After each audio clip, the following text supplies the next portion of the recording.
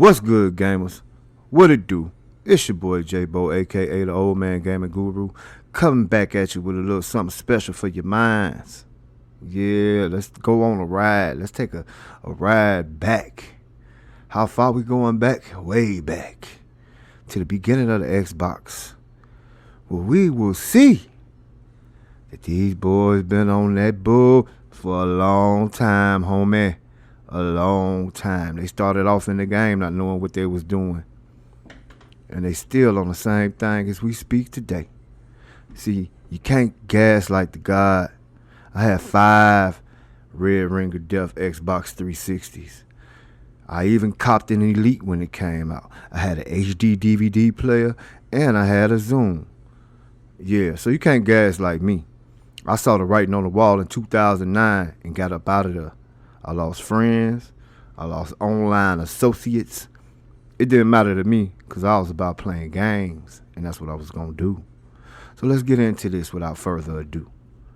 The idea that Microsoft could ever compete with Sony or Nintendo. Microsoft is going to make a game console. It was seen as a bit of a joke. You might as well call it NerdBox, right? We needed to prove our credibility. This thing is going to be the most badass thing you can imagine. A metal X, and it's got to have a green eye, shooting a laser out. I want it to blind people. Game developers are not going to be tolerant of any level of bull at all. I opened up the first machine, I'm like, what the? Oh my God, what happened in there? Seamus is backstage soldering as the auditorium is filling up. And then it's in front of the boss. The boss is coming on. The Microsoft brand is on the line. The Microsoft name's on the line. Bill's not going to be happy. And it was terrifying. He's screaming at us. You guys have lied to me. You guys have played me for a fool. And he says, this is a insult to everything I've accomplished at this company. It was terrifying. I thought my career was over. There's a new contender in the video game wars. So as you can see, they started off on bullshit. You see what I'm saying? They already knew it was an uphill battle when they started. But I commend them for starting because the Xbox is what got me back into gaming after a hiatus. I didn't have a PlayStation 2. I didn't have a PlayStation 1. I picked the Dreamcast, and we all know how that turned out. So I took a couple of years off from gaming after that. And then I walked into a phone call land. And I saw Halo Combat Evolved on the Xbox, and oh my God, I had to have it, man. But let's keep going. Xbox is going to be The future. truly the future of video games. Xbox. Taking over the living room. Limitless, connected digital entertainment. You guys never understood. The company is going to face fierce competition. Sniper! It's a ticking time bomb. Makes me very nervous to actually play this for you. Xbox getting a major overhaul. A bold vision for the future of gaming.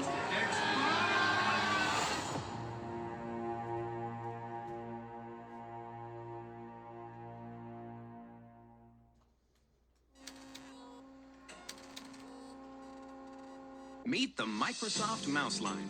There's a mouse for everyone, whether you're an expert or first-time buyer.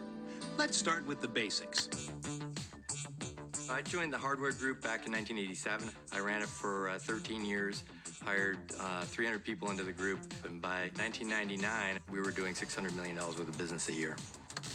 Rick was working for me running our hardware business. Think mice, keyboards, we had some speakers, we had this thing called Interactive Barney. That's super. Them boys jumped it off, killing it. I can't even stunt.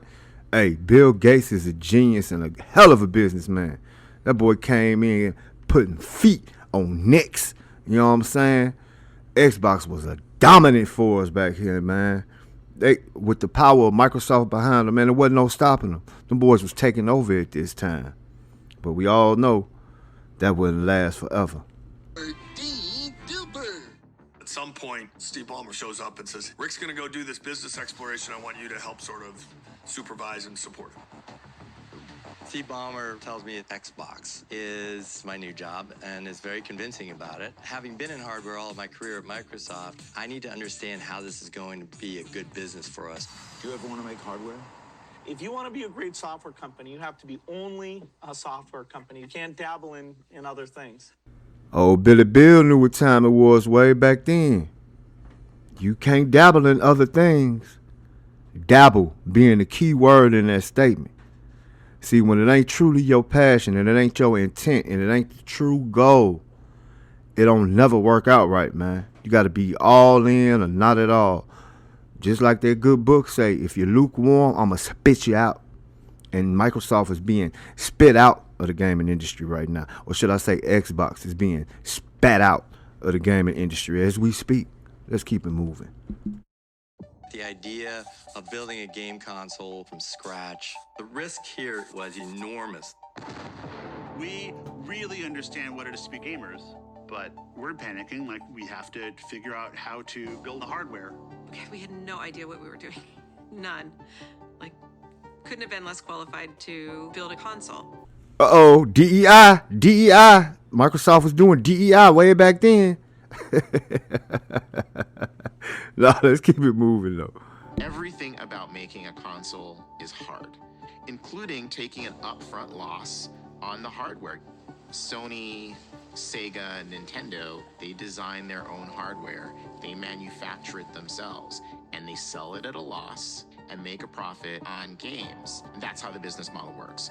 So for Microsoft, that is an insane business to get into. Our P&L said we were going to lose $2 billion for the privilege of maybe later on, somewhere way down the road, we'll make money. And once you started it, with all the commitments that you make trying to convince the game developers to make Xbox games, you can't really stop it. What have you done? What madness has claimed you? We made it the point to Steve Ballmer to say, if you guys start this thing, don't come back 6 months from now and say it hurts too much. Any new console hoping to have even a chance of success needed to win over a group of notoriously tough critics, game developers. And getting past those gatekeepers would require Microsoft to make a flawless debut at the world's largest game developer conference, GDC. Games sell consoles, and so in order to sell consoles, we had to win the hearts and minds of the developers. The only place I think we could have ever announced Xbox was GDC. Them folks that started Xbox was prophetic, bro. Like, they literally knew exactly what needed to be done. They just had to figure out how to do it. You know what I'm saying? And they had innovative minds back then. And most importantly, they had real gamers on the team, man. Now pay attention. A lot of the things that they are saying were lost in the sauce somewhere. I don't know what happened, and I don't know what changed. But as we see today, things is not the same, y'all. Pay attention. The next GDC would take place in March of 2000, so the Xbox team had only 11 months to design and deliver a functioning prototype. Time is running out for Microsoft to get on the board. If they didn't announce by GDC 2000, they were going to be ceding too much of the playing field to Sony. They had to do it. And there was still one massive problem to solve. Who was going to build the console hardware? The plan had never been for Microsoft to do it alone. The only way that we could actually get Xbox made properly was to go to the people that were really good at building hardware. Rick was trying like hell to find somebody to partner with us. People had expertise that he knew we didn't have. Companies like Dell and Compaq and NEC and Toshiba. We start these meetings, and most of the guys would look at me and go, who are you?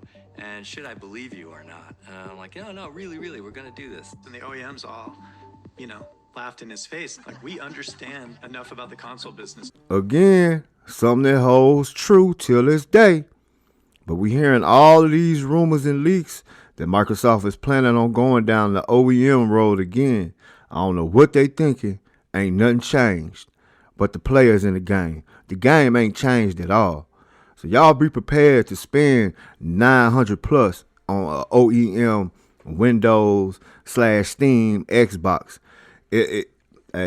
I'm not gonna make no bad predictions, but I don't believe it's gonna work. We'll see. Listen to what they saying way back then and how the things have changed till this day. Something don't add up. It's almost like they sabotaging themselves on purpose. To know that all the money is made on the software, and you're coming to us and asking us just to make the hardware while you make the software. We're not that dumb. Rick's point of view was, we have no chance of doing this ourselves. And so then the question became, how do we partner with Nintendo? Or maybe we should partner with Sega. Sega seemed like a natural choice because of Microsoft's previous collaboration on the Dreamcast. But there was pushback against the partnership. Dreamcast had never been competitive with Sony, and Xbox needed to be unlike anything Microsoft had tried before. That left one last great hope. With Nintendo's 64-bit technology, now Mario lives in a 3D world, and you can make him go wherever you want. As we began to understand the business model, we really appreciated Nintendo. People don't buy consoles, they buy games. They want to play Mario, they want to play Pokemon, they want to play Zelda. Accepting the award for Legend of Zelda Ocarina of Time will be Shigeru Miyamoto. And you look at Nintendo and you find the Spielberg of the video game industry in Miyamoto and you go, wow, this guy's unbelievable. Thank you. Thank you very much. I knew I could convince Microsoft to outright buy Nintendo. I mean, it would be an amazing accomplishment because it's the national treasure of Japan. So if you... Can you imagine the entitlement, the colonizer mindset these folks had to think they could swoop in and just outright buy Nintendo? Man, these boys been on some bully the market stuff from day one. Like, this is crazy. A lot of people didn't know this, but I'm bringing it to you.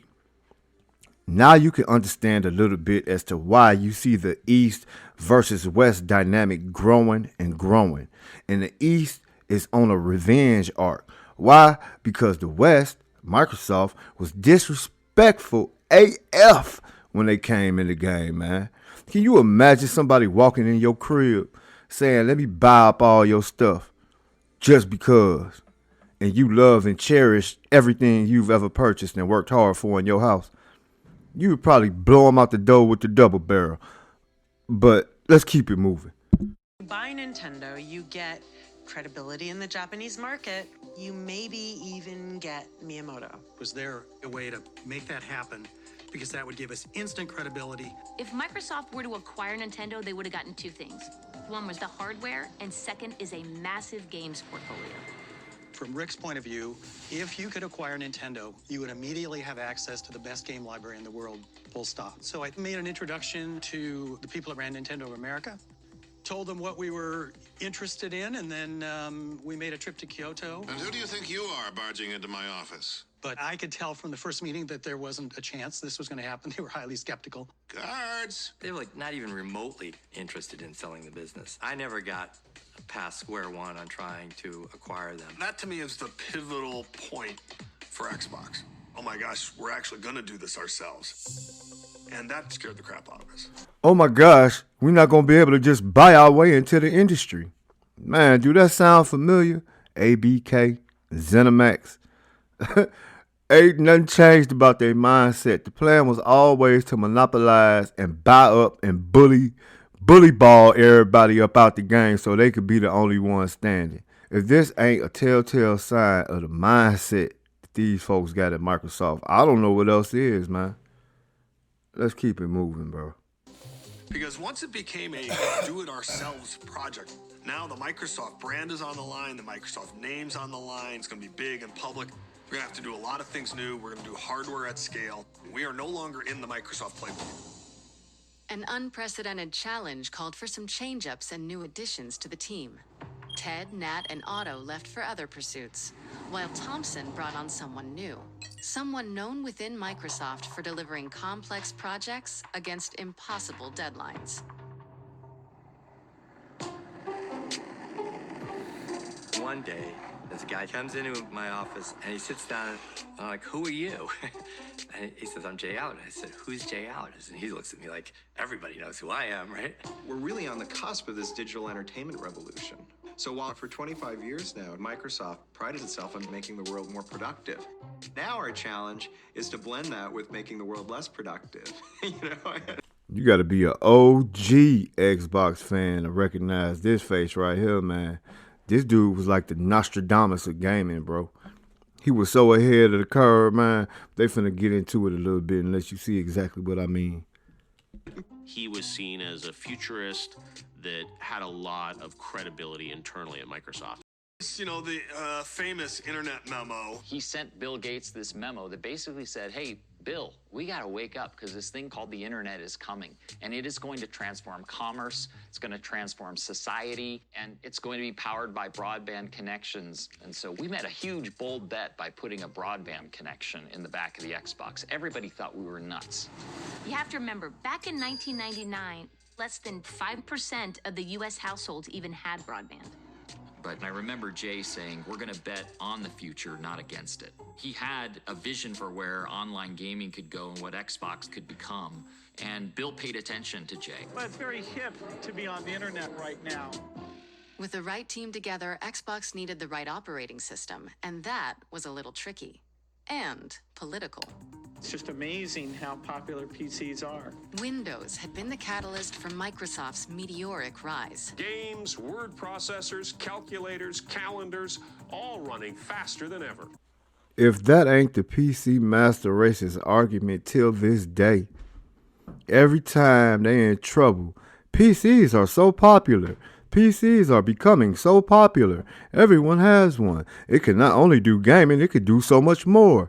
Man, stop, bruh. I'm telling you, Microsoft got a whole pimpology university over there, bruh. Man, let's keep it moving, though. Bill Gates had been won over to the team's pitch on the understanding that Windows would power Xbox. But the team knew that Xbox needed to be leaner than a PC. Windows was an all-purpose tank. Xbox needed a street racer. One of the things that makes Windows great is that you can do lots of things at once. You can be running Word next to Excel, next to IM, next to Photoshop. And so the idea was, if we're going to put a video game console in the living room, it's going to run Windows. Once or twice a week, we'd get pings from all sorts of different groups around Microsoft.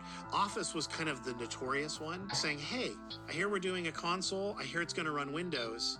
What do I have to do to get a build of Office running on it? I bet people would like to edit their Word documents while sitting on the couch. What's the rating of this? Okay, so we had to do two things. One, we had to tell these groups off. That is not what this is. If you actually think people want to sit back on their couch doing spreadsheets, it's not going to happen. At the same time, we needed a lot of code from these groups. So we had to tell them off nicely. You're dismissed. The services that Windows provides are really valuable, but the most important thing for games is speed. If you have an operating system taking 15% of the CPU and half the disk, you're dead. Wow. So these folks knew way back then what time it was, what was important, and what needed to be done.